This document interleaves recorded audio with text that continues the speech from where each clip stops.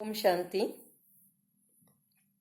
आप जो भी देखते हैं, पढ़ते हैं और सुनते हैं, आपके मन में वैसे ही विचार आने लगते हैं और धीरे धीरे ये विचार संस्कार बन जाते हैं।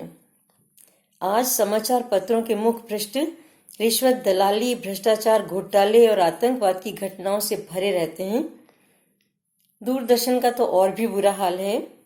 इन्हीं घटनाओं को वो 50 बार दिखा देता है और बाकी कसर सेक्स और हिंसा का भोजन परोसकर पूरी कर लेता है। समाचार देखकर, पढ़कर, सुनकर ये लगता है कि कहीं कुछ अच्छा नहीं हो रहा है और कहीं कुछ अच्छा हो भी नहीं सकता, क्योंकि सभी बेईमान हो गए हैं। और जब सब बेईमान हो गए तो मैं ही अच्छा बनकर क्या करूं? यह भावना व्यक्ति को नकारात्मक बना रही है। पूरे समाज में नकारात्मक चिंतन व्याप्त है। समाज दिग्भ्रमित है। राष्ट्र में असुरक्षा का माहौल बढ़ रहा है। कोरोना काल में तो स्थिति और भी बिगड़ी है। लोगों के पास धन है, दौलत है, पैसा है, सब कुछ है, पर मन खुश नहीं, तनाव से घिरे हैं। और इसी वजह से लोग मानसिक और शारीरिक रोगों का शिकार होते चले जा रहे हैं। सारे रोगों का जड़ जो है वो कारण नकारात्मक विचार है। मन ही आपका बड़ा मित्र है और मन ही आपका शत्रु है। यदि आपने मन को नियंत्रण में कर लिया तो वह आपका बहुत अच्छा मित्र है, और यदि आपने उसे खुला छोड़ दिया तो वह आपको भटका देगा, क्योंकि वह तो वही सोचेगा जो वह देखता है, सुनता है। इसलिए मन को नियंत्रण में करने के लिए मन को जानना बहुत जरूरी है। मन क्या है? मन को ही मनुष्य के बंधन और मोक्ष का कारण माना गया है। निर्मल और सुसंस्कारित मन मानवीय व्यक्तित्व को उत्कर्ष क्यों ले जाता है, तो चंचल और कुसंस्कारित मन उसे पतन पराभव की ओर धकेलता है। मन कितने ही संस्कारों का आगार होता है जो उसे समय समय पर तदनुसार प्रेरित करते रहते हैं। जिस प्रकार स्थूल शरीर ठोस, द्रव्य और वातीय पंच महाभूतों से बना होता है ना, मन भिन्न भिन्न सघनता की श्रेणी और कंपन की गति वाले सूक्ष्म द्रव्यों से बना होता है। इसका स्थान मस्तिष्क के सेरिब्रल कॉर्टेक्स में होता है और यह वहां पर अपने तत्संबंधी केंद्रों के द्वारा लगातार कार्य करता रहता है। सोचना, विचारना, योजनाएं बनाना आदि क्रियाएं लगातार मन में चलती रहती हैं। मन कभी खाली नहीं बैठता। हर व्यक्ति में मनोमय शरीर होता है जो दूसरे से भिन्न होता है। हर मनोमय शरीर की अपनी मानसिक संरचना होती है, अपने विगत अनुभव होते हैं, अपने विचार होते हैं जो दूसरे से भिन्न होते हैं। शिक्षित और दृढ़ विचारों वाले व्यक्ति में इसकी छवि स्पष्ट होती है और तेजोमय होती है, जबकि साधारण व्यक्ति में इसकी छवि अस्पष्ट होती है और धुंधली होती है। उसके विचार में और व्यवहार में साम्यता नहीं होती। शरीर जो है वो मन की बाह्य अभिव्यक्ति है। मन जैसा विचार करता है, शरीर वैसा ही कार्य करता है। मन यदि अच्छे विचार करता है तो शरीर भी वैसे ही अच्छे कार्य की तरफ प्रेरित रहता है, और यदि मन में गलत गंदे विचार आते हैं तो शरीर भी वैसा ही काम करता है। मन का स्वरूप विचार होता है और विचार सूक्ष्म पदार्थ होता है।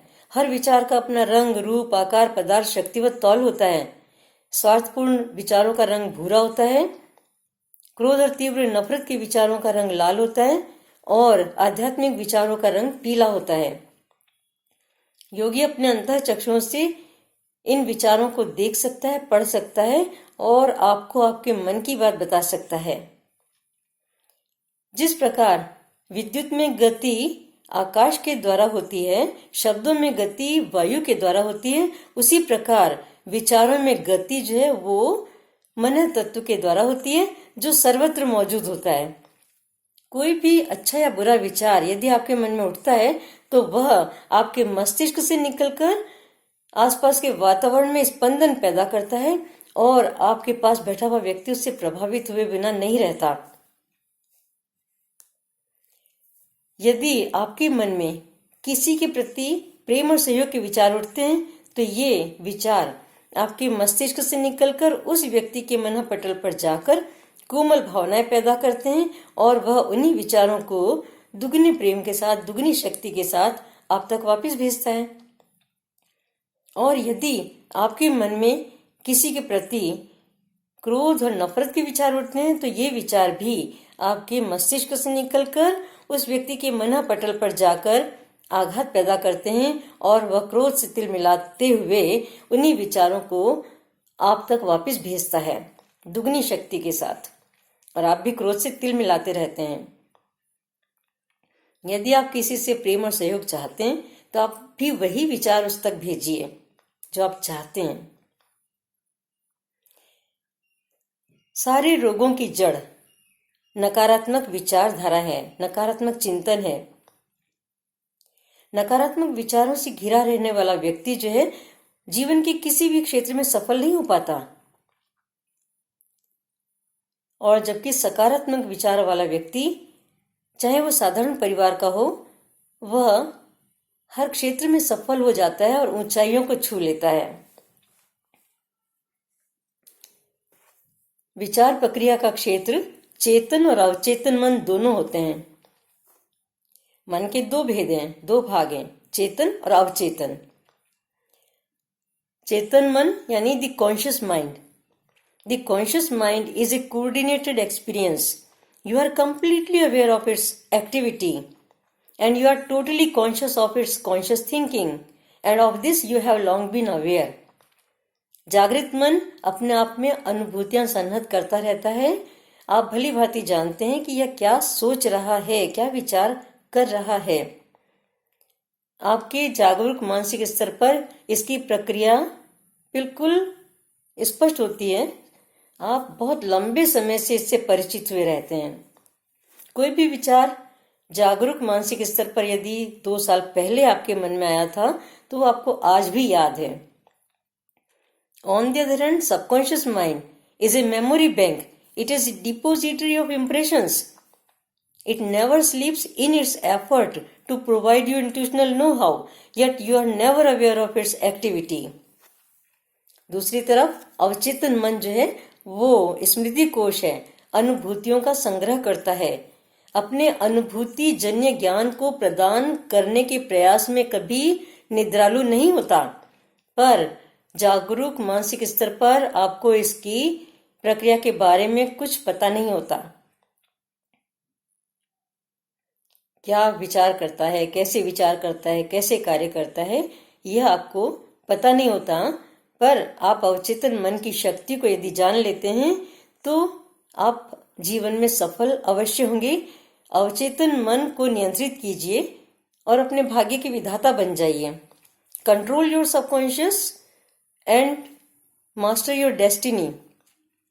From now be conscious that your subconscious mind can be fed, so feed into it good and good will come fourth. From now, be conscious that you can control your subconscious mind by hypnotic process, by self-suggestion, and you can motivate it to the desired direction. अगर आपका कोई लक्ष्य जीवन में, आप leader बनना चाहते हैं, डॉक्टर बनना चाहते हैं या कलाकार बनना चाहते हैं, तो ऐसे ही विचार अपने सबकॉन्शियस माइंड में डालते रहिए, अवचेतन मन में डालते रहिए, और ये विचार फिर आपके लिए रक्षा कवच बन जाएंगे, आपकी शक्ति बन जाएंगे।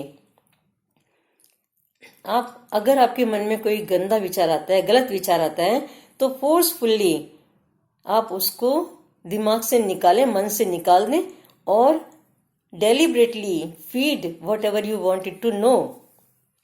आप वही इसमें डालें जो आप चाहते हैं कि ये जाने। तो अवचेतन मन में जो है आपके विचार, आपके कर्म, आपके अनुभव सारे संग्रहित होते चले जाते हैं। जब आत्मा शरीर छोड़ती है ना, तो ये विचार, ये अनुभव, ये कर्म जो हैं वो सूक्ष्म रूप में आत्मा के साथ निकल जाते हैं और आपके आगामी जीवन की दशा और दिशा तय करते हैं।